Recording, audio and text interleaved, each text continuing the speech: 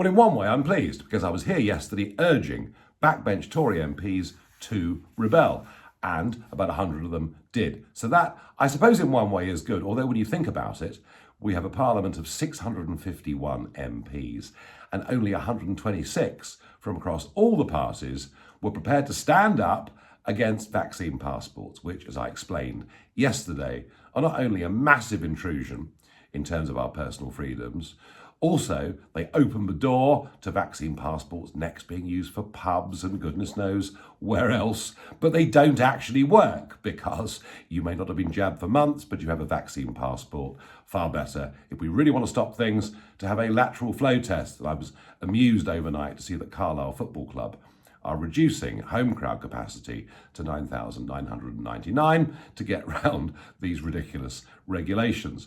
So it was a very major rebellion, and I'll be honest with you, there were more Tory MPs that rebelled than I thought was going to happen. I did ask the question last night when I was on GB News, was this actually about restrictions or was it more about Boris Johnson's leadership? And the more I think about it, actually, in many ways, this was a vote of confidence in Boris Johnson as Prime Minister. Not conservative in any way at all. Obsessively following net zero, regardless of the cost that it does to business and ordinary consumers. And just not showing basic leadership qualities. And I have to say, since that vote, once again, I've spoken to some quite big Tory donors, and they just feel millions of Conservatives will simply stay at home next time round.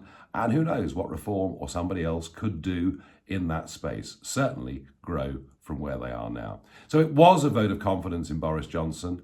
I saw Danny Finkelstein, Lord Finkelstein in the Times, pretty much saying the same thing.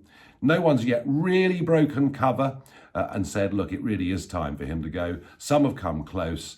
And all of this means that the by-election being held in North Shropshire tomorrow becomes ever more important. The Conservatives with a majority of 23,000, and overnight, more pictures of parties taking place in Conservative central office and lockdown being treated with contempt whilst you were all told to stay at home and not visit your elderly relatives.